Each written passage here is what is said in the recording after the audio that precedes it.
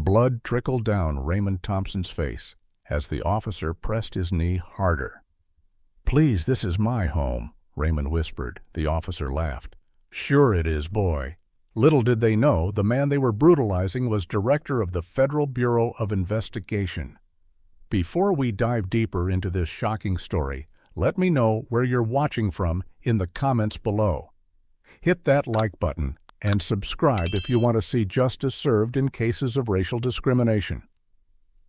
What would you do if you were in Raymond's position, facing such blatant injustice on your own property? Let's continue and find out how this powerful story unfolds. Raymond Thompson, 52. The first black director of the FBI returns to his hometown of Oakwood Springs, Mississippi, after 30 years away, his heart heavy with both nostalgia and apprehension. The decision to purchase his childhood home and surrounding land hadn't been easy, but the pressures of Washington, D.C. and the constant political battles had worn him down to the point where he needed this connection to his roots, a place to retreat and rejuvenate away from the endless scrutiny of his position. As his car rolls down the familiar yet changed streets, memories flood back unbidden.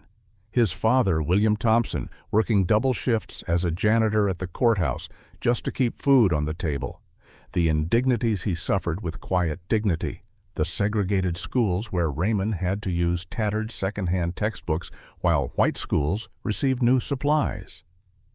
The weight of those memories sits heavily on him as he navigates through town, deliberately driving himself in an ordinary sedan rather than the usual government vehicles with security details that had become his normal life in Washington.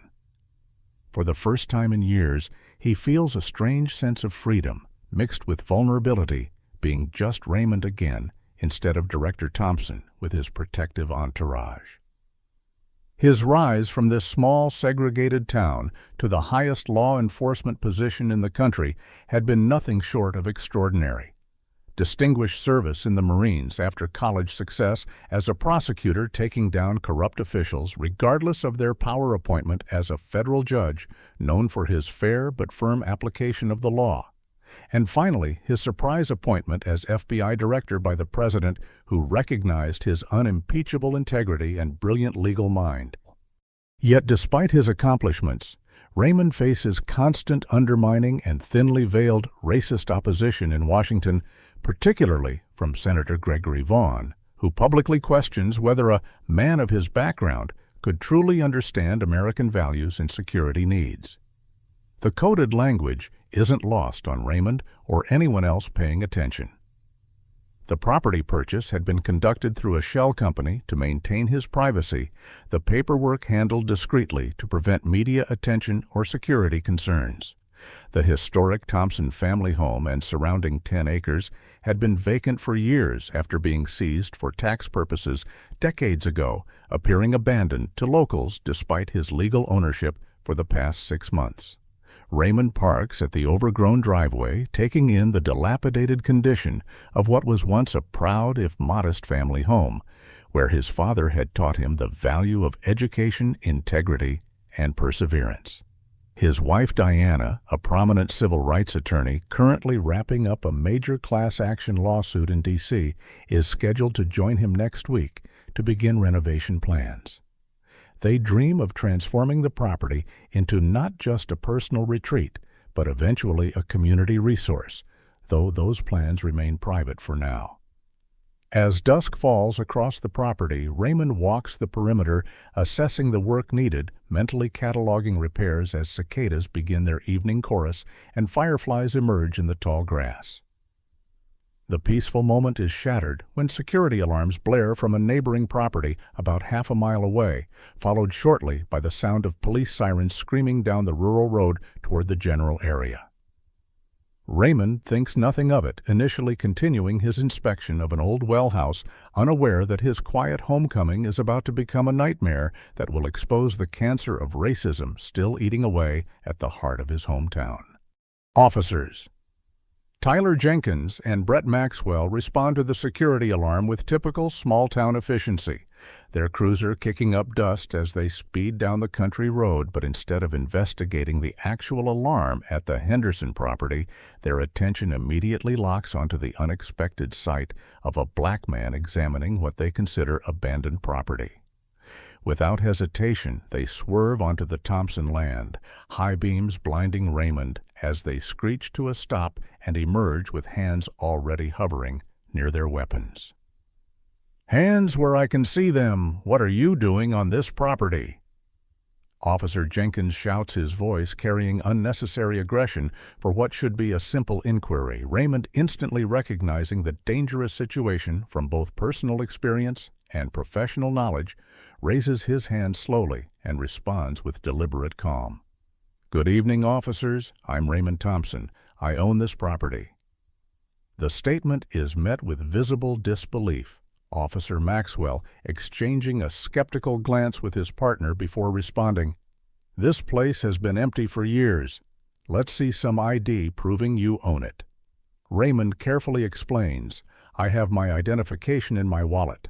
I'm going to reach for it very slowly," his training as FBI director making him acutely aware of how quickly such situations can escalate, especially for a black man. As Raymond's hand moves toward his back pocket, Officer Jenkins immediately draws his weapon, pointing it directly at Raymond's chest. "Freeze, don't move." The command rings out with such ferocity that Raymond instantly complies, his heart pounding despite decades of law enforcement experience. "I was just reaching for my wallet as requested." Raymond explains, his voice steady despite the adrenaline now coursing through his system. The confrontation escalates rapidly as a second patrol car arrives, bringing Sergeant Wade Harrison, a veteran officer notorious throughout Oakwood Springs' black community for his aggressive racial profiling and excessive force complaints that somehow never stick. "What do we have here?" Harrison asks, his tone suggesting he's already made up his mind about the situation before hearing any facts. "Claims he owns the old Thompson place," Jenkins reports with obvious skepticism. "Got him trying to reach for something in his pocket." Harrison approaches Raymond with the confident swagger of a man unaccustomed to having his authority questioned, especially by a black person. "Hands on your head, turn around slowly," he orders, and when Raymond complies, Harrison roughly frisks him, removing his wallet with unnecessary force. When Raymond's FBI credentials are revealed, instead of causing concern or reassessment, they only seem to anger the officers further. "This is obviously fake," Harrison declares, examining the professional federal identification with unwarranted suspicion. "Pretty elaborate fake ID for a trespasser. Where'd you get this made?" Raymond's repeated requests to call the FBI field office in Jackson to verify his identity are dismissively ignored, Harrison suggesting that Raymond is obviously part of some scam targeting abandoned properties. By now, neighbors have begun to gather at the commotion headlights illuminating the scene as curious onlookers park along the road. Among them is elderly Mrs. Gladys Watson, who gasps in recognition. "That's little Raymond Thompson, Williams' boy, who made good up north. I'd know him anywhere." The 78-year-old woman approaches, despite officers' warnings to stay back. "Officers, there's been a mistake. This is William Thompson's son. He grew up in that very house." Harrison turns to Mrs.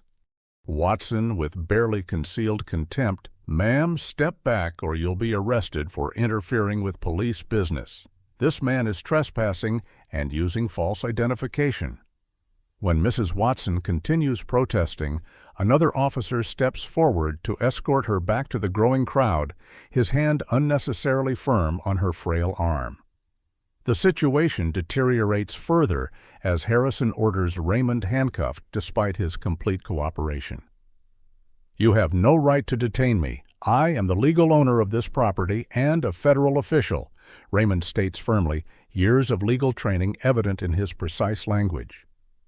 Harrison responds by roughly spinning Raymond around, slamming him against the patrol car as handcuffs are applied with excessive tightness. Rights you're about to learn about rights when you're charged with trespassing, presenting false federal identification, and resisting arrest. As they push his head down to force him into the back of the patrol car, Raymond's face connects with the doorframe, drawing blood from his forehead. He maintains his dignity despite the humiliation and pain, but internally a storm of rage, indignation, and strategic thinking battles within him.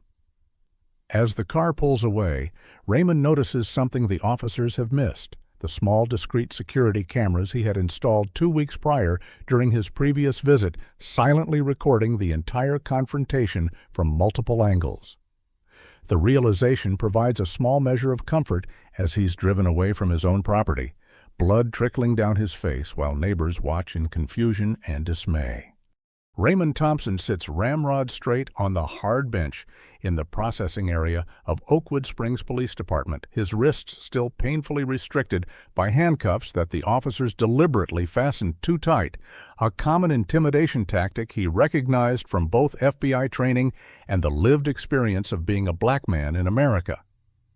The station buzzes with unusual activity for a weeknight, with Police Chief Connor Sullivan having been called in specifically to handle the trespasser with fake federal ID situation, his interest in a routine trespassing case striking Raymond as immediately suspicious.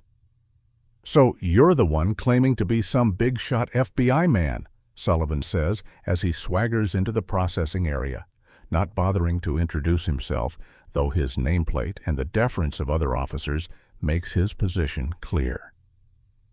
Sullivan is a florid-faced man in his early 50s with the physique of someone who once prided himself on physical fitness, but has since surrendered to the comforts of authority and desk duty. "I am Raymond Thompson, Director of the Federal Bureau of Investigation, and I own that property legally. I've requested multiple times to make a phone call, which is my right," Raymond states, calmly maintaining the composure that has defined his career even as his patience wears dangerously thin.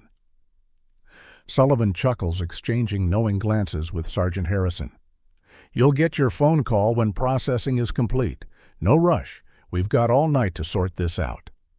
The deliberate slowness of the booking process isn't lost on Raymond, a tactic he's seen documented in civil rights complaints across the country designed to maximize discomfort and emphasize powerlessness. As he waits, Raymond's trained investigative mind catalogs every detail of his surroundings, noting with growing concern that every single detainee in the holding area is black despite the town's mixed demographics.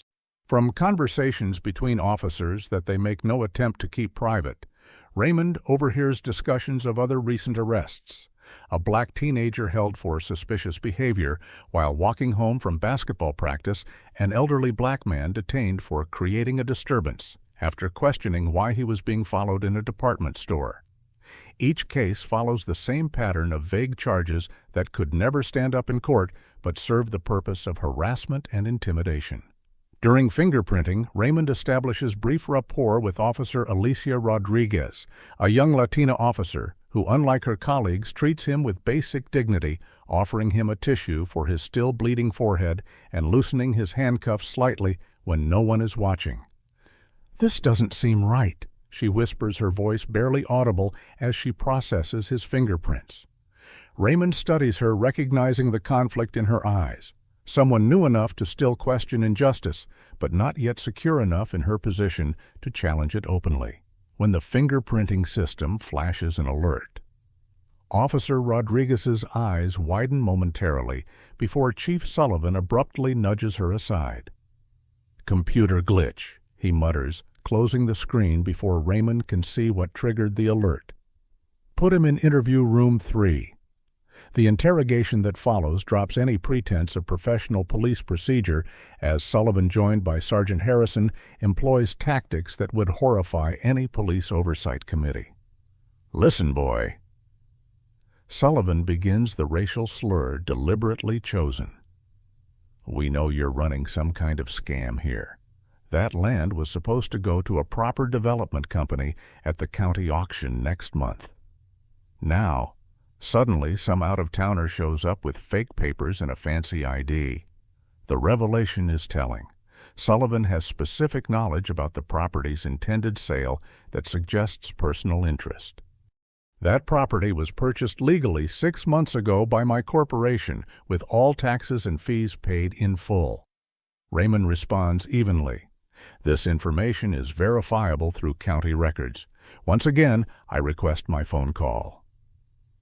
Sullivan's face darkens with anger at Raymond's continued composure. You'll be facing multiple charges: trespassing, forgery of federal documents, resisting arrest. That's serious time. Maybe you want to tell us who you're really working for before things get worse. After the fruitless interrogation, Raymond is placed in a holding cell with 3 other black men.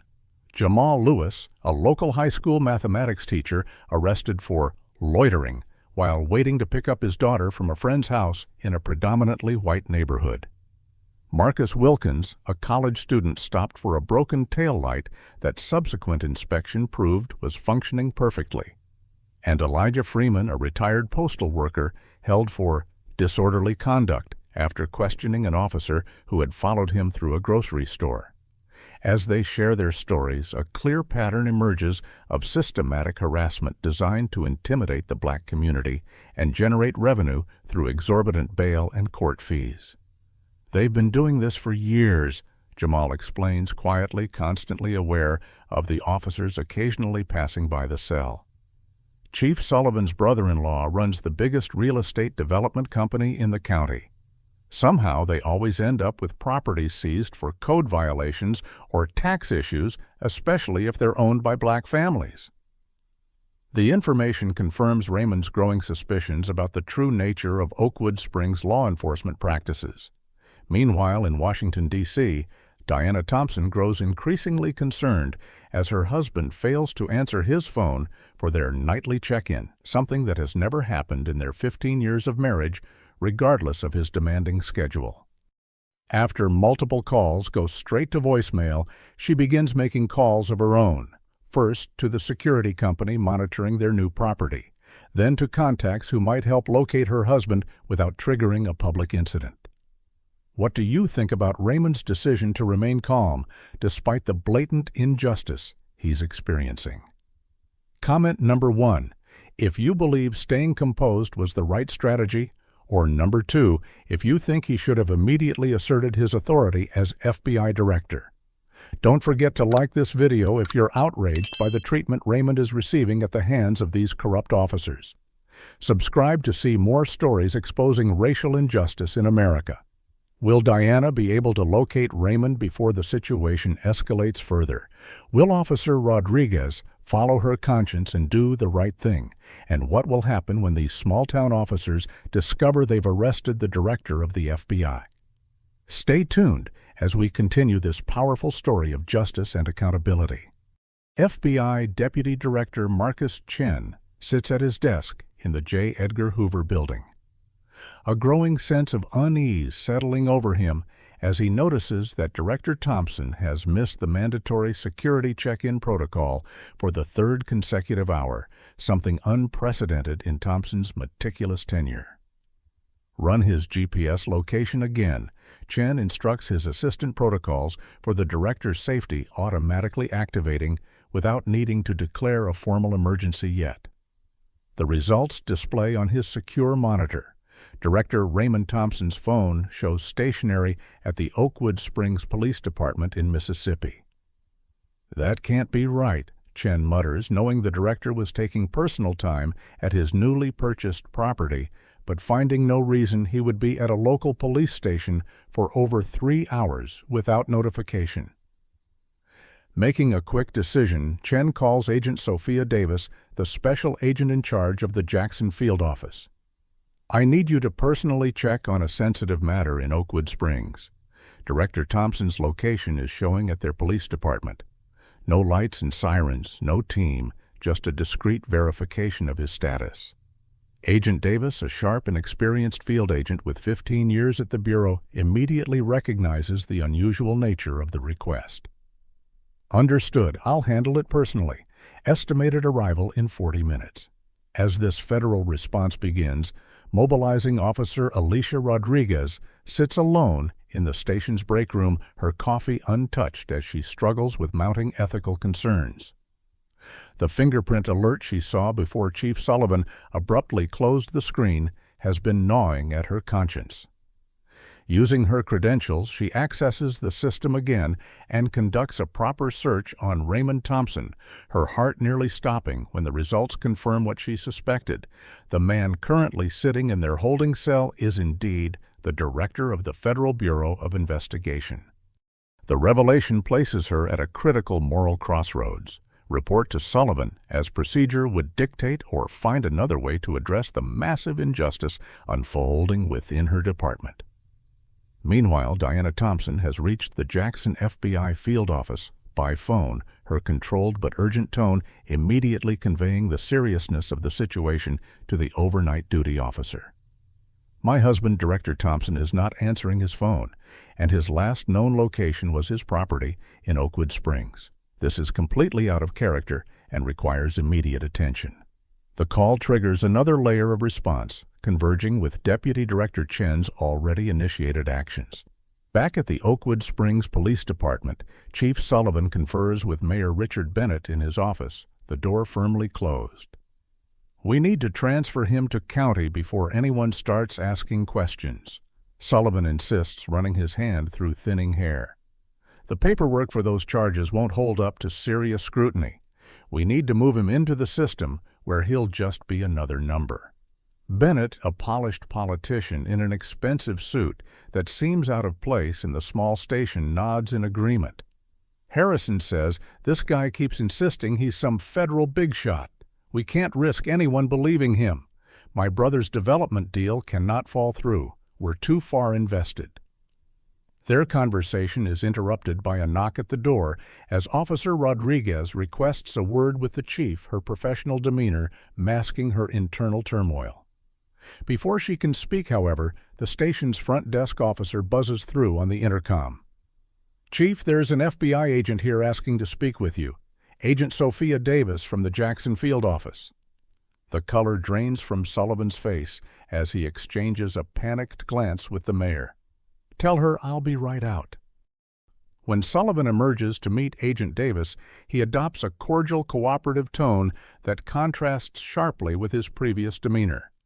What brings the FBI to our little department tonight? Agent Davis. Something we can help with. Davis maintains a neutral expression, revealing nothing about her actual mission. I'm following up on a matter that may involve your jurisdiction. You have a man in custody brought in earlier this evening from the old Thompson property. Sullivan's forced smile falters slightly. Just a trespasser with false identification. Nothing that would interest the Bureau. Davis continues smoothly. I'd like to speak with this individual privately if you don't mind. When Sullivan begins to object, Davis adds with subtle authority, It's a matter of national security, Chief Sullivan. I'm sure you understand the importance of interagency cooperation. Reluctantly, Sullivan leads her to the interview room where Raymond has been brought. When the door closes, leaving Davis alone with Raymond, she immediately straightens to attention. Director Thompson, sir, Deputy Director Chen sent me to verify your status. Raymond, despite the dried blood on his forehead and the hours of detention, maintains the commanding presence that earned him his position.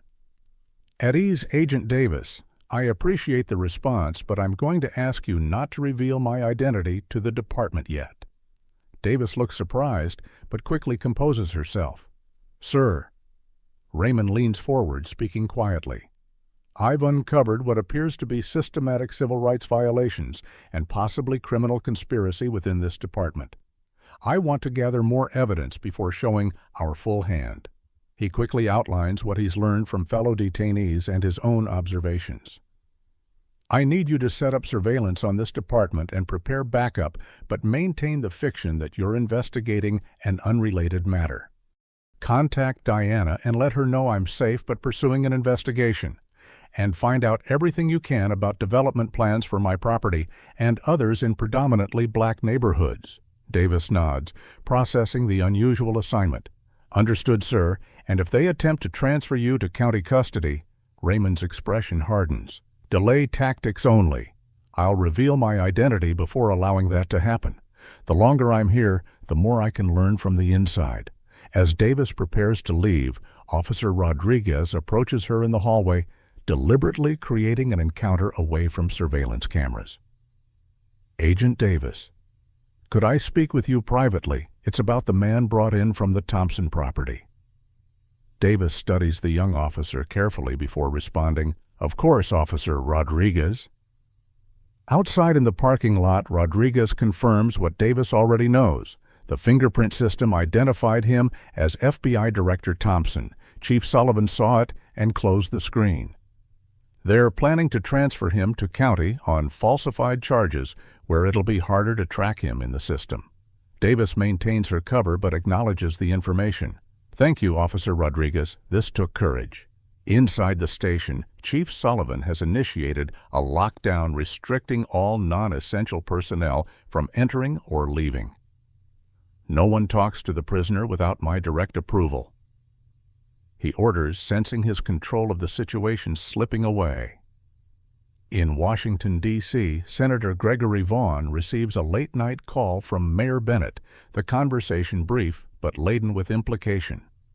We may have a situation in Oakwood Springs, the Thompson property buyer. It needs to be contained. Vaughn's response is measured but cold. Then contain it. We can't afford complications with the development timeline. As multiple forces converge on the small police station, Raymond Thompson sits quietly in his cell, mentally documenting every violation of procedure, every overheard conversation, building the case that will soon shock the department to its core. Raymond Thompson leans against the cold concrete wall of the holding cell, establishing rapport with his fellow detainees through shared experiences, his trained investigative mind gathering crucial testimonies while appearing to simply engage in casual conversation. How long have these targeted arrests been happening? He asks Jamal Lewis, the mathematics teacher, whose dignified bearing reminds Raymond of his own father. Long as I can remember, Lewis responds quietly. But it's gotten worse since Sullivan became chief 5 years ago. They target specific neighborhoods, specific properties. My cousin lost his home last year. One minor code violation turned into a seizure when he couldn't pay the exorbitant fines. The other men nod in agreement, each adding their own experiences to the emerging pattern of systematic discrimination. Their conversation pauses when Officer Rodriguez approaches with water cups for the detainees, her eyes meeting Raymond's briefly with an almost imperceptible nod. As she sets down the tray, she slips something beneath Raymond's cup, a small department-issued cell phone with the camera activated. "Thought you all might be thirsty," she says loudly enough for the monitoring officers to hear, then adds in a whisper only Raymond can catch, "Document everything." Raymond casually palms the phone while reaching for the water years of counterintelligence training, making the movement appear natural. Once Officer Rodriguez leaves, he discreetly begins documenting conditions in the cell, capturing images of the other detainees' visible injuries from rough handling and recording their testimonies. Meanwhile, Diana Thompson's private jet touches down at the small regional airport near Oakwood Springs, her expression composed but determined as she deplanes alongside Marcus Williams, a prominent civil rights attorney based in Jackson whom she's worked with on previous cases. "We'll file emergency habeas corpus petitions for everyone detained tonight." Diana strategizes as they drive toward town. "Force them to justify each detention before a judge." Williams nods, his laptop open as he drafts the necessary legal documents. "I've seen this pattern before in small departments. They count on detainees lacking resources to fight back, and judges who don't question police narratives." Diana's response is steely. They've never had to justify their actions to a team of federal civil rights attorneys with unlimited resources. That changes tonight. Outside the Oakwood Springs Police Department, an FBI surveillance team establishes positions in unmarked vehicles, monitoring all entrances and communications. Agent Davis coordinates with Justice Department's Civil Rights Division, securing emergency authorization for enhanced surveillance measures based on potential ongoing civil rights violations. We have reason to believe this may be part of a broader pattern of constitutional violations targeting minority residents, Davis explains to the Justice Department official on the secure line. Director Thompson is gathering evidence from inside, but we need to move quickly on external surveillance. Inside the station, the FBI team's technical specialists remotely access the department's digital systems, discovering alarming patterns in arrest records, property seizures, and court dispositions. The data clearly shows that black residents are arrested at 5 times the rate of white residents for identical infractions, receive higher bail amounts, and face property seizures at dramatically disproportionate rates. More disturbing, still property records reveal that seized properties are routinely purchased at below-market rates by Oakwood Development Partners, a company registered to Sullivan's brother-in-law, but with a complex ownership structure that the FBI analysts are still unraveling. Senator Vaughn's name appears peripherally in several transactions, though carefully obscured through multiple shell corporations. The scope of corruption beginning to emerge is far greater than Raymond initially suspected. In Washington, Senator Vaughn secures a private line to Chief Sullivan, the conversation brief but unmistakable in its intent. Handle this problem permanently, Connor. The Bureau has no business in local police matters. If this nobody wants to play federal agent, make sure he faces serious charges that will discredit any claims he makes. Sullivan's sweat beading on his forehead. Despite the office air conditioning, responds tersely. We're transferring him to county tonight. He'll get lost in the system long enough for us to complete the property transactions. Vaughn's voice hardens. Make sure of it. There's too much at stake. The conversation is recorded by the FBI surveillance now in place, adding another layer of evidence to the building case. Raymond faces escalating intimidation as Sullivan orders him transferred to an isolation cell away from the other detainees whose stories have been providing crucial context. 2 officers known for their excessive force records are assigned to handle the transfer, their rough treatment a clear attempt to provoke resistance that could justify additional charges. You're making a critical mistake, Raymond tells Sullivan calmly as the officers shove him toward the isolation area. Every action taken tonight will be reviewed at the highest levels.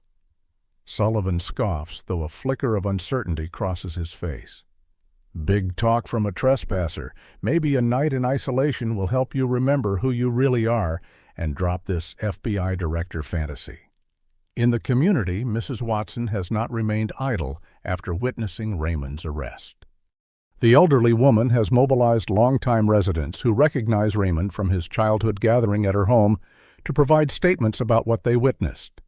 That boy grew up here, worked harder than anyone to make something of himself, Mrs. Watson tells the assembled neighbors. Now they arrest him on his own family land, not without answering for it. Their grassroots response attracts the attention of Taylor Jackson, a local news reporter who has been investigating unusual patterns in property transfers but lacking the concrete evidence needed for publication. Mrs. Watson, would you and the other witnesses be willing to go on record about what you saw tonight? Jackson asks, voice recorder in hand. The community's mobilization creates another front of pressure against the department's actions. Inside his isolation cell, Raymond makes a strategic decision.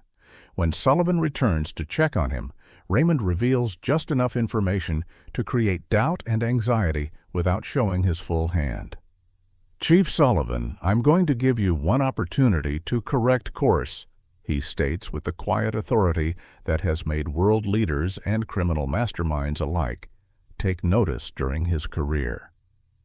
I am not who you think I am, and this situation has already escalated beyond your control. Federal authorities are aware of my location and status. Sullivan's face flushes with anger, tinged with the first hints of genuine fear. More lies. You're nobody. Raymond allows a small, confident smile. Check my fingerprints properly this time. Not just the cursory scan Officer Rodriguez ran, but a full federal database search. See what comes back. Sullivan storms out immediately, calling an emergency meeting with Mayor Bennett in his office. He knows something, keeps insisting we run his prints through federal databases. Bennett paces the small office, his political instincts sensing disaster. Could he actually be someone important? What if he does have federal connections? The conversation reveals the depth of their corruption as they discuss property acquisitions, payoffs to county officials, and the systematic targeting of black-owned properties. Unknown to them, every word is now being recorded by the FBI surveillance team. Raymond's tactical patience pays off as the evidence mounts hour by hour. Officer Rodriguez provides Agent Davis with access to internal documents showing falsified reports, manipulated evidence, and direct orders from Sullivan to target specific properties for code violations. The FBI team discovers the complex web connecting the police department's seizure activities to the mayor's office, county assessors, and ultimately to development companies with financial ties to Senator Vaughn. By midnight, Raymond determines the time is right to reveal his identity and begin the next phase of bringing justice to Oakwood Springs. The atmosphere in the Oakwood Springs Police Department crackles with tension as Raymond Thompson stands in Chief Sullivan's office, no longer a passive detainee, but fully embodying his role as the director of the Federal Bureau of Investigation.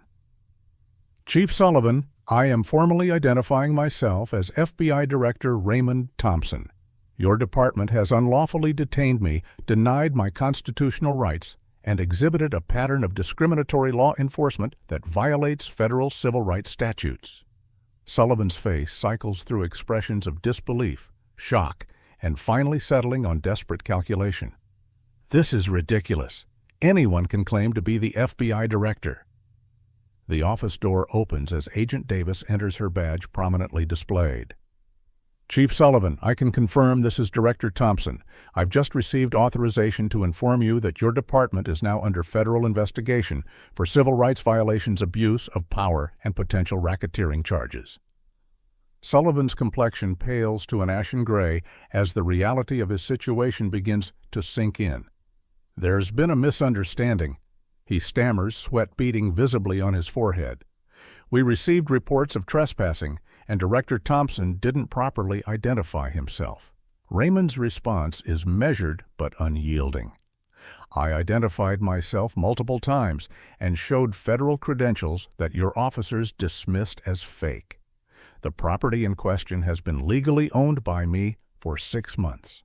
Every second of my illegal detention has been documented, including the excessive force used during my arrest and the discriminatory treatment I witnessed toward other detainees. Sullivan attempts damage control, his voice adopting a conciliatory tone that contrasts sharply with his earlier arrogance. If there were procedural errors, we can address those through proper channels.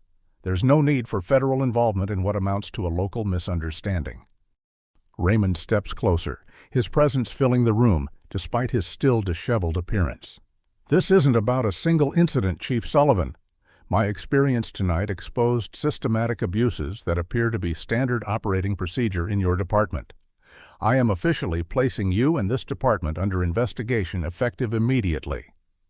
The conversation is interrupted by commotion in the main station area as FBI agents enter in force, their presence authorized by emergency warrants obtained based on evidence already gathered. We have warrants to secure all records, digital systems, and communications, the tactical team leader announces to the stunned officers on duty. Officer Jenkins and Sergeant Harrison, recognizing the severity of the situation, attempt to access the records room, their intentions clear to anyone with investigative experience.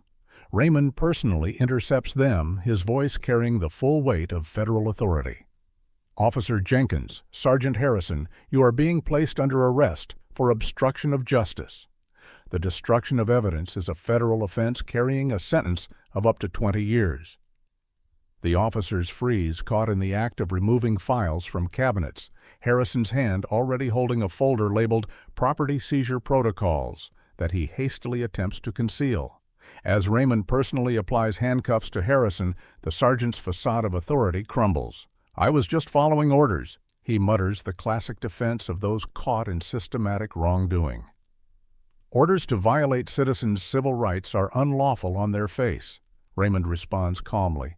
Every officer swears an oath to the Constitution, not to their chief. The police station transforms into a hub of federal activity as more FBI agents arrive, securing evidence and beginning interviews with officers.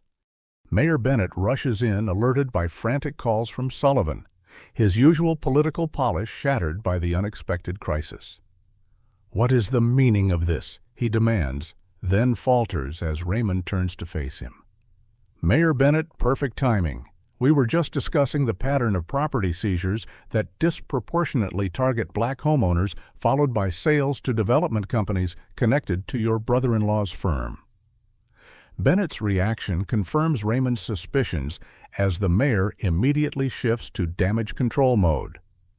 Any property transfers have followed all legal requirements. If there have been departmental issues under Chief Sullivan's leadership, my office will cooperate fully with any investigation.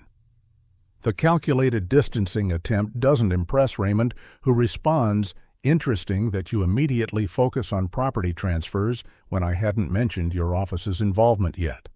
We'll be examining those connections in detail, Mayor Bennett."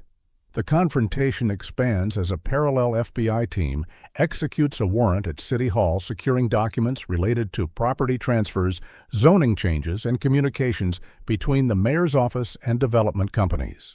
The coordination of the operation demonstrates the rapid response capabilities that have been Raymond's focus during his tenure as director. Throughout the station, the power dynamic has completely reversed, as corrupt officers find themselves subject to the same system they've weaponized against others.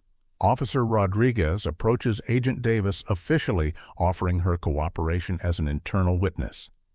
"I've documented violations for months, but had nowhere to report them.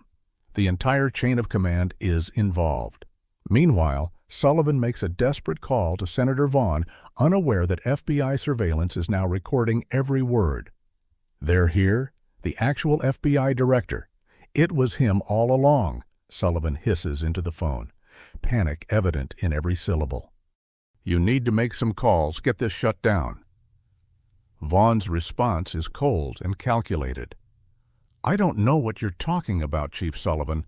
I have no involvement in local police matters in Oakwood Springs."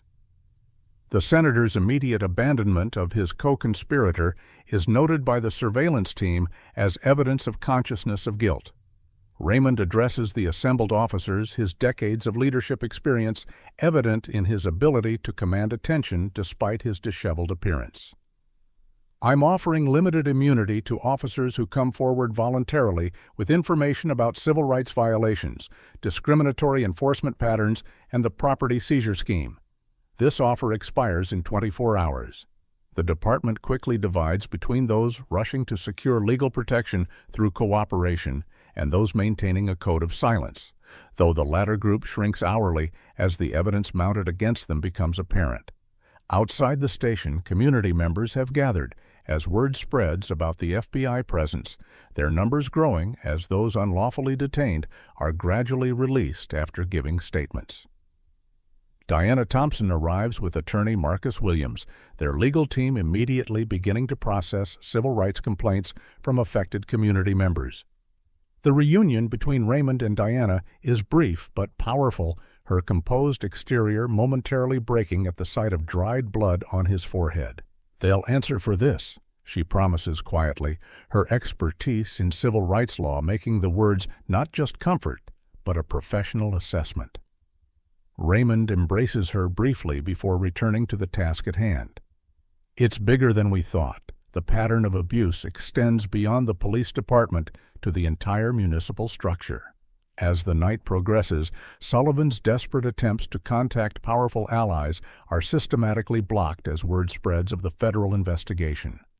In a final confrontation before Sullivan is formally taken into custody, Raymond lays out the evidence of years of racial profiling and civil rights abuses. "You've betrayed your oath, Chief Sullivan. Law enforcement exists to protect all citizens equally, not to serve as a tool for intimidation and theft of property." Sullivan's response reveals the deep-seated racism underlying the department's practices. "You people always play the race card. We were maintaining order, keeping property in the right hands." The mask completely dropped. Sullivan adds, "This town has a natural order that was working just fine before outsiders started interfering." Raymond's expression doesn't change, but he ensures the statement is recorded as evidence of discriminatory intent. That natural order you refer to is precisely what the Constitution and federal civil rights laws exist to address Chief Sullivan. As Sullivan is led away in handcuffs, the investigation expands to reveal Senator Vaughn's direct involvement through a shell company that served as the primary beneficiary of undervalued property seizures. What do you think about Raymond's strategy to gather evidence from inside the system rather than immediately revealing his identity? Comment number 1, if you believe his approach was brilliant, or number 2, if you think he should have called in federal forces immediately. Hit that like button if you feel satisfaction seeing justice finally come to Oakwood Springs. Subscribe to see more stories about standing up against systemic racism. Will the investigation reach all the way to Senator Vaughn? How will the community recover from years of systematic abuse?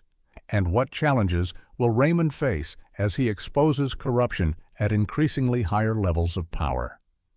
The story continues as Raymond's investigation grows beyond a single police department to uncover a nationwide pattern of abuse. The Oakwood Springs Community Center transforms into an FBI command post. As the investigation expands exponentially, temporary workstations filled with analysts processing the mountain of evidence being uncovered hourly. Raymond Thompson stands at the center of operations, now changed into a fresh suit brought by Diana, the small bandage on his forehead, the only visible reminder of his ordeal. "I want a comprehensive analysis of every property seizure in this county for the past decade," he instructs the assembled team. "Cross-reference with demographic data, sale prices versus market value, and subsequent development applications." The scope of corruption emerging from initial findings has necessitated a full task force approach with Justice Department attorneys arriving from Washington to coordinate the criminal investigation aspects. Attorney General Eleanor Michaels herself has arrived to personally debrief Raymond, the gravity of the situation warranting the highest level of attention. "The pattern extends beyond Oakwood Springs," she observes, reviewing preliminary findings in a private meeting with Raymond and Diana.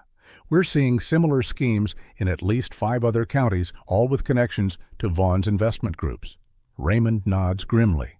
This was never about a single instance of discrimination or corruption. It's systematic disenfranchisement through legal means, using law enforcement as the tip of the spear. The evidence paints a devastating picture: black-owned properties systematically targeted for minor code violations, owners facing escalating fines impossible to pay on limited incomes. Properties seized through civil forfeiture procedures with minimal due process. Then sold at below-market rates to development companies connected through a labyrinth of shell corporations to Sullivan's family mayor, Bennett County officials, and ultimately to financial interests tied to Senator Vaughn. The profits generated from subsequent development or resale amount to millions of dollars extracted directly from black communities. As Raymond reviews the expanding case files, he takes time to reconnect with Mrs. Watson, the elderly woman who had recognized him during his arrest. Their meeting at her modest home provides crucial historical context to the investigation. "This isn't new, just more sophisticated," Mrs. Watson explained, serving Raymond tea in her living room, surrounded by photographs documenting the town's civil rights struggles. "Your father faced the same forces, just more open back then. They'd find ways to take black-owned land whenever it became valuable. The methods change, but the intent remains." Raymond listens intently, her perspective adding valuable dimension to the case. "We need to document this history as part of our investigation. The pattern over time strengthens the case for systematic discrimination." While Raymond builds the federal case, Jamal Lewis organizes a community meeting at the Second Baptist Church. The historic building filled beyond capacity as residents come forward with their stories of police harassment, questionable property seizures, and systematic intimidation. Diana leads a team of civil rights attorneys taking testimonies, the individual accounts merging into a damning mosaic of injustice spanning generations. We've identified 73 families who lost homes through potentially unlawful seizures in the past decade alone, Diana reports later that evening. The pattern is undeniable once you compile the data. The media attention grows exponentially as the scale of the investigation becomes public national news crews descending on the previously overlooked town. Raymond gives a single, carefully worded press statement. The FBI is investigating serious allegations of civil rights violations and public corruption in Oakwood Springs. We are committed to following the evidence wherever it leads, regardless of the positions or connections of those involved. The measured statement sends shockwaves through political circles as speculation mounts about Senator Vaughn's involvement. The senator's response is predictably defensive, appearing on conservative news networks to denounce the investigation. This is nothing but a political witch hunt led by an FBI director with a personal agenda. Vaughn declares his practiced indignation playing well to his base. Federal overreach into local law enforcement is exactly the kind of government interference I've fought against throughout my career. The political pressure builds quickly, with Raymond receiving calls from certain congressional leaders suggesting the investigation might be more appropriately handled at the local level or pursued with less disruptive methods. He rebuffs each attempt at interference, his reputation for uncompromising integrity developed over decades, serving as armor against political manipulation. The evidence will speak for itself, he responds consistently. This investigation will proceed based on facts and law, not political considerations. President Mitchell calls Raymond directly, the conversation brief but supportive. You have my full backing on this, Raymond. If corruption reaches into the Senate, the American people deserve to know, regardless of party affiliations or political fallout. Do what you need to do. The presidential support strengthens Raymond's position as he navigates the increasingly complex investigation. FBI forensic accountants trace millions in illicit profits through offshore accounts and complex financial structures designed to obscure ownership. We've identified over $30 million moved through shell companies registered in the Cayman Islands, the lead financial analyst reports. The money trail leads directly back to investment groups where Senator Vaughn is a silent partner. Between strategy session and evidence reviews, Raymond takes time to personally visit families identified as victims of the property scheme. In living rooms and on front porches throughout Oakwood Springs' historically black neighborhoods, he listens to stories of multi-generational homes lost over minor violations of families displaced from land they had owned since reconstruction of community bonds shattered by systematic dispossession. This isn't just about property, Tom, he tells Diana after one particularly heartbreaking interview with an elderly couple living in a small apartment after losing the home they had owned for 50 years. It's about erasing history and community. Each seizure didn't just take a building. It took away belonging and heritage. While the investigation proceeds methodically, Sullivan, released on bail through connections, despite the severity of charges, meets secretly with a man known only as Cartwright, Senator Vaughn's fixer for difficult situations.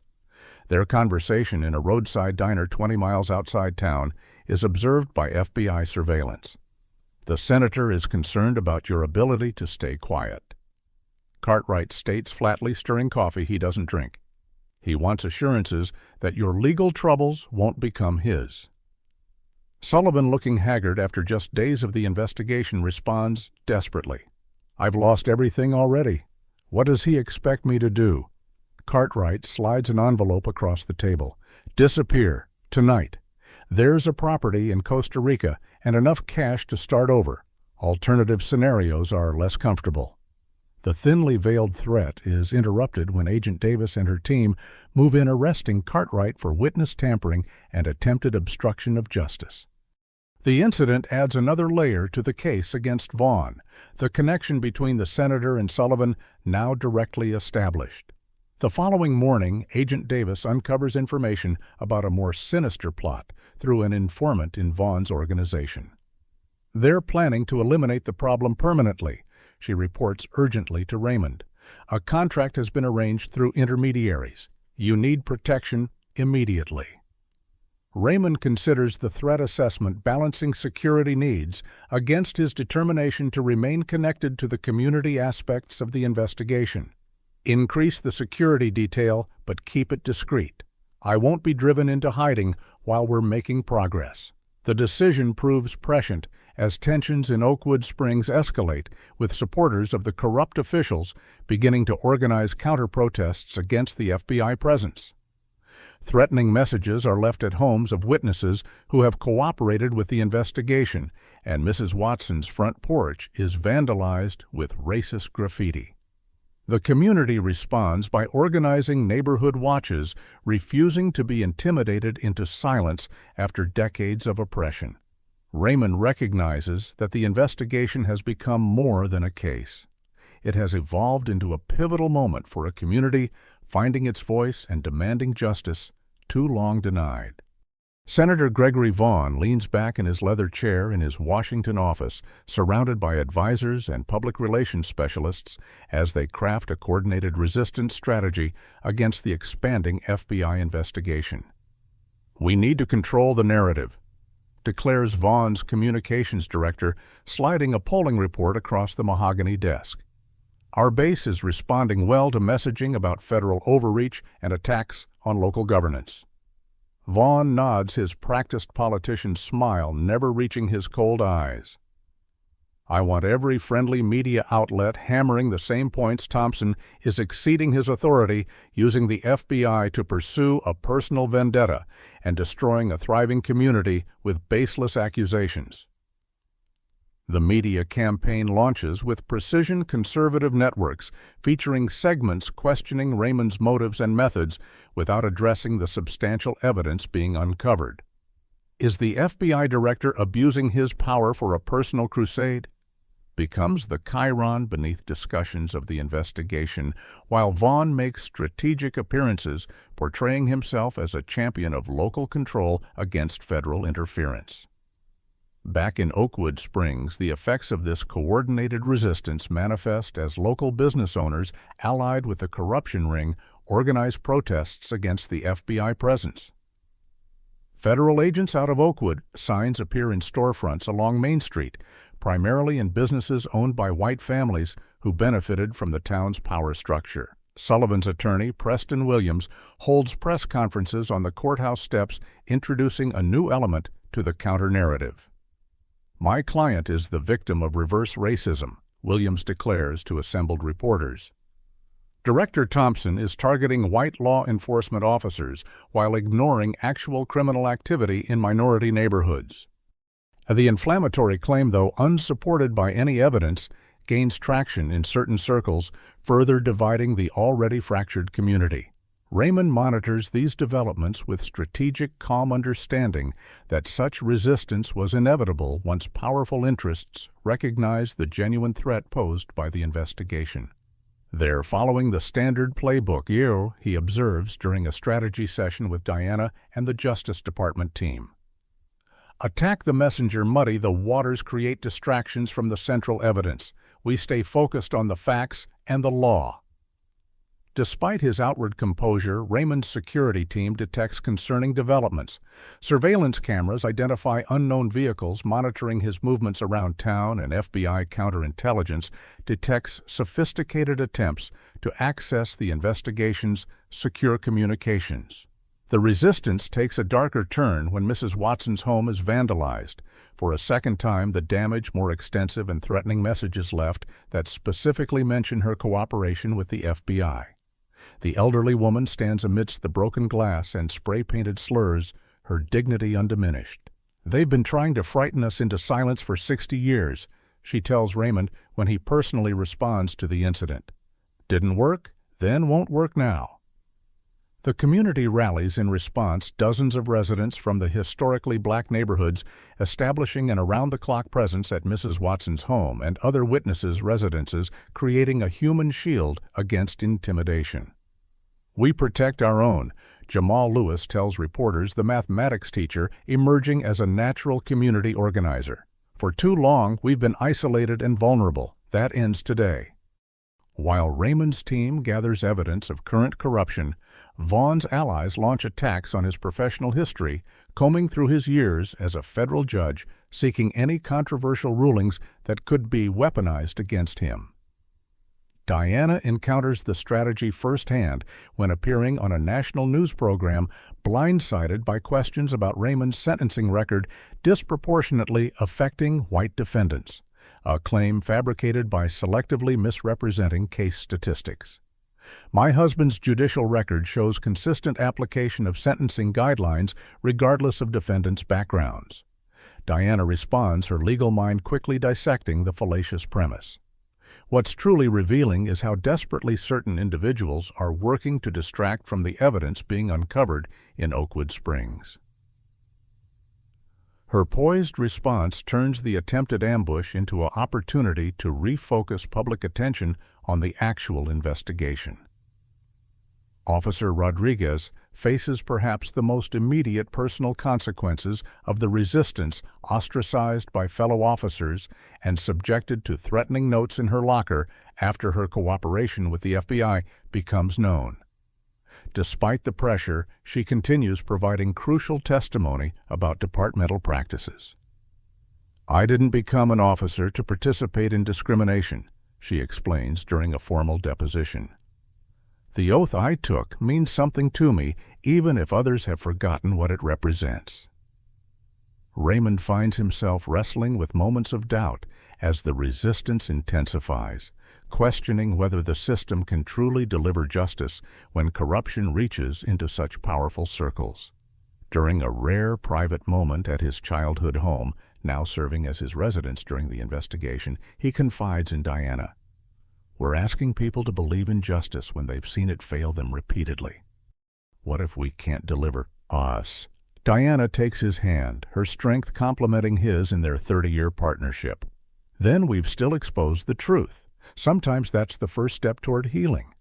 But I believe we will deliver justice because we have what they don't: evidence and the law." The investigation receives unexpected momentum when forensic accountants discover offshore accounts connecting Vaughn directly to property transactions in Oakwood Springs. "We've traced $5 million moved through Cayman Island shells directly to accounts benefiting the senator," the lead financial investigator reports. "The transfers correlate perfectly with major property acquisitions from seized homes." Mayor Bennett, facing mounting evidence of his involvement and potential decades in federal prison, makes the calculated decision to cooperate in exchange for leniency. "It was Vaughn's operation from the beginning," Bennett reveals during a proffer session with Justice Department attorneys. He identified communities where property values were artificially depressed due to historical redlining. The strategy was to use police enforcement to drive values even lower force, out black homeowners, then develop the properties for massive profits. The mayor's testimony provides the roadmap investigators need to unravel the entire conspiracy, including identifying other communities targeted by similar schemes. As Bennett's cooperation becomes public, Sullivan attempts to flee jurisdiction, making it as far as New Orleans before being apprehended by FBI agents at the airport with a ticket to Venezuela and over $50,000 in cash. His capture adds charges of flight to avoid prosecution, further strengthening the case. Senator Vaughn, on recognizing the deteriorating legal situation, executes a strategy of public distancing from his former allies. If these allegations against Chief Sullivan and Mayor Bennett prove true, they represent a betrayal of public trust that I condemn in the strongest possible terms, he declares in a press release, conspicuously failing to address his own connections to the corruption. The strategy collapses completely when FBI technicians discover a recording from a city council executive session where Vaughn had personally attended 3 years earlier. "We need to accelerate acquisitions in the East Side neighborhood," Vaughn's voice states clearly on the recording. "Focus enforcement on properties with clear title held by black families. We have investors ready once we clear the existing residents. The explicit statement of discriminatory intent combined with the financial evidence creates an insurmountable case against the senator. As the investigation nears its conclusion, Raymond receives a credible death threat delivered to his childhood home in the form of a bullet with his name engraved on it. Despite increased security, Raymond refuses to be driven from the community. That's exactly what they want, to make this personal rather than institutional, to create fear rather than accountability. The threat materializes 2 nights later when 3 armed men approach Raymond's property after midnight, their movements captured by security cameras. The ensuing confrontation results in a brief exchange of gunfire between the would-be assassins and Raymond's FBI security detail.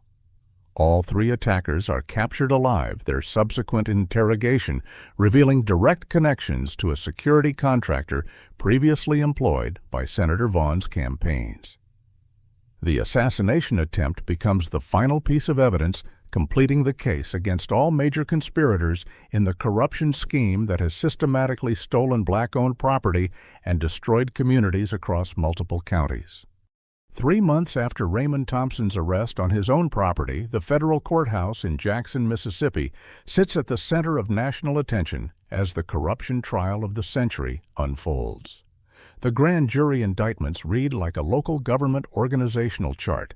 Police Chief Connor Sullivan, Sergeant Wade Harrison, Officer Tyler Jenkins, Mayor Richard Bennett, and most prominently, United States Senator Gregory Vaughn, all facing multiple federal charges, including racketeering, civil rights violations, conspiracy, money laundering, and witness tampering. The cavernous courtroom buzzes with tension as Raymond takes the witness stand, his testimony representing not just his personal experience, but the culmination of decades of systematic discrimination finally exposed to public scrutiny. When I was placed in handcuffs on property that had been in my family for generations, I experienced firsthand what countless Black citizens in Oakwood Springs had endured for years. Raymond testifies, his measured words carrying the weight of both personal injury and professional assessment. What began as an investigation into a single incident of racial profiling revealed a coordinated conspiracy to systematically deprive Black homeowners of their property through discriminatory law enforcement, manipulated code violations, and predatory financial practices. The prosecution methodically presents evidence gathered during the 3-month investigation, financial records showing millions flowing through shell companies to Vaughn's hidden accounts. Internal police department memos directing officers to target specific Black-owned properties for enforcement testimony from over 60 families who lost homes through the scheme, and perhaps most damning, recorded conversations between the conspirators explicitly discussing racial targeting. Officer Alicia Rodriguez receives a standing ovation from community members when she enters the courtroom to testify against her former colleagues, her courage in breaking the blue wall of silence, recognized by spontaneous applause that the judge allows to continue briefly before restoring order. I observed a clear pattern of selective enforcement based on race. Rodriguez testifies, her voice steady despite the glares from Sullivan and other former colleagues. Officers were instructed to find violations in certain neighborhoods and ignore identical conditions in others. Those who questioned these directives were assigned to undesirable shifts or dangerous patrols without backup. The defense attorneys attempt to portray the entire case as politically motivated, but their arguments collapse under the weight of documentary evidence and testimony from victims whose lives were destroyed by the conspiracy. Particularly powerful is the testimony from elderly residents like Mrs. Watson, who places the current crimes in historical context. "I've seen this pattern my entire life," she tells the jury, her 90-year-old voice carrying the authority of lived experience. "They've just gotten more sophisticated about disguising it. But the goal remains the same, taking Black people's land and homes because they believe we don't deserve to own property." Senator Vaughn's attorney attempts to claim legislative immunity for his client's actions, arguing that property development discussions fell under his official duties. Federal Judge Marissa Washington dismisses the argument with a concise legal assessment: conspiracy to violate citizens' civil rights is not and has never been within the legitimate legislative function of a United States senator. After 4 weeks of testimony, the jury deliberates for just 6 hours before returning guilty verdicts on all major counts against all defendants. The courtroom erupts in controlled emotion as Judge Washington reads the unanimous decisions, generations of pain finding release in the single word repeated for each charge: guilty. The sentencing phase delivers justice, long delayed. Sullivan receives 25 years in federal prison for his central role in implementing the conspiracy. Harrison and Jenkins receive 15 years each. Mayor Bennett's cooperation reduces his sentence to 8 years. And Senator Vaughn, the architect of the scheme, receives 30 years plus financial penalties totaling over $50 million in restitution to affected families. Beyond the criminal sentences, Judge Washington's ruling includes a comprehensive remediation order requiring the return of all illegally seized properties to original owners or their heirs, with additional compensation for lost equity and emotional damages. For properties that cannot be returned, market rate compensation plus punitive damages must be paid into a community restoration fund. Raymond establishes the Oakwood Springs Justice Foundation using his own resources supplemented by Justice Department civil penalties, creating a mechanism to restore wrongfully seized properties and provide legal support for similar cases nationwide. This isn't about punishment alone, Raymond explains at the foundation's launch. It's about restoration and prevention. We're not just addressing past wrongs, but creating structures to prevent their recurrence. The Oakwood Springs Police Department undergoes complete restructuring under federal oversight, with new leadership, comprehensive civil rights training, and community accountability mechanisms. Officers with proven records of discrimination are removed, while those who demonstrated integrity during the investigation form the core of the reformed department. Raymond remains FBI director, despite intense political pressure to resign following his high-profile role in the case. My experience in Oakwood Springs doesn't disqualify me from leadership. It provides essential perspective on the justice system's failures and potential threat, he states during congressional oversight hearings. An FBI director who has personally experienced civil rights violations brings valuable insight to the Bureau's mission of equal justice under law. The case becomes a catalyst for nationwide review of similar practices, with the Justice Department launching investigations into potential property seizure schemes in 27 other jurisdictions where demographic data suggests possible patterns of discriminatory enforcement. 1 year after his arrest, Raymond hosts a community gathering at his renovated childhood home, now transformed into the Thompson Center for Civil Rights Enforcement Training. The property that triggered the entire investigation has become a place where law enforcement officers from across the country receive specialized training in constitutional policing and the historical context of race relations in America. Mrs. Watson and other community elders serve as regular guest speakers, sharing first-hand accounts of both historical struggles and recent victories.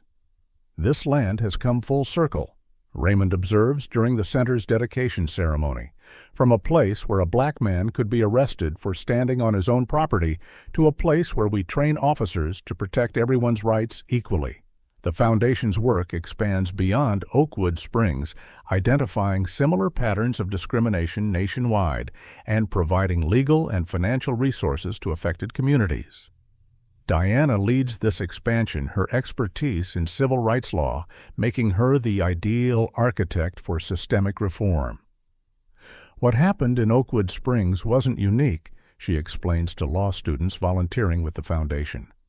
It was just unusually well documented because of Raymond's position. Our job is to bring the same level of scrutiny and accountability to communities without an FBI director as a resident. The final chapter of the Oakwood Springs story unfolds in a federal courtroom as Raymond observes the sentencing of Senator Vaughn and Chief Sullivan. There is no triumph in his expression, only the solemn satisfaction of a system finally working as intended. The measure of justice isn't retribution, he tells reporters afterward. It's restoration and reform. Today's sentences matter less than the changes implemented to prevent tomorrow's violations. As Raymond walks through his childhood neighborhood that evening, he encounters a 10-year-old black boy sitting on his front porch reading a book about law enforcement. "Are you really the FBI director?" the boy asks with wide-eyed curiosity. When Raymond confirms his identity, the child makes a declaration that brings the journey full circle. "I'm going to be FBI director someday, too. My mom says if you could do it, I can too." Raymond smiles, recognizing in the child's determination the future he has fought to make possible. One where a black child can dream without artificial limitations, secure in the knowledge that justice, though imperfect and sometimes delayed, remains attainable for all Americans, regardless of race or background. What do you think about this story of justice prevailing against systemic racism? If you believe more real-world communities need investigations like the one Raymond conducted, comment "Justice" below. Please like this video if you found Raymond's journey inspiring. Subscribe to our channel for more powerful stories about overcoming discrimination, and share this video with someone who needs to understand how systemic racism operates in America today. Thank you for watching this story of courage, persistence, and the long road to true equality under the law. Remember that change begins when brave individuals stand up against injustice, especially when they face it on their own property. This story reveals powerful truths about systemic racism in America and the courage required to dismantle it. When Raymond Thompson was arrested on his own property, he experienced firsthand what countless Black Americans face daily. Prejudice embedded within institutions meant to protect all citizens equally. His unique position allowed him to expose corruption that might otherwise have remained hidden, highlighting how privilege and power determine whose complaints are taken seriously. The story demonstrates that racism doesn't always wear a hood or shout slurs. It often operates through legitimate channels, selective enforcement of codes, disproportionate penalties, and economic systems designed to transfer wealth from marginalized communities. These mechanisms persist because they appear neutral while producing discriminatory outcomes. Raymond's methodical approach teaches us that fighting systemic injustice requires both personal courage and institutional leverage. Change happens when brave individuals document patterns, build coalitions, and pursue accountability through proper channels. Perhaps most importantly, this story reminds us that justice isn't just punishment for wrongdoers, but restoration for victims and reform of broken systems. True healing begins when communities reclaim what was taken, their property dignity and equal protection under law. The final lesson is that no position of power exempts anyone from experiencing discrimination, but those with authority have a special responsibility to use their experience to create meaningful change. What moments in your own life have you witnessed or experienced discrimination similar to what Raymond faced? Have you ever been judged based on your appearance rather than your character or credentials? Share your story in the comments below. If you believe more light needs to be shed on systemic racism in America's institutions, hit that like button to help this story reach more viewers. What changes do you think are needed in your local police departments to ensure equal treatment for all citizens? Type accountability if you believe body cameras and better oversight are essential. Subscribe to our channel for more powerful stories that expose injustice and celebrate those fighting for equality. By sharing this video, you help others understand how discrimination operates beneath the surface in seemingly neutral systems. Thank you for joining us on this journey toward justice. Remember, change begins with awareness, but requires action. Together, we can build communities where everyone is truly equal under the law, regardless of race, background, or appearance.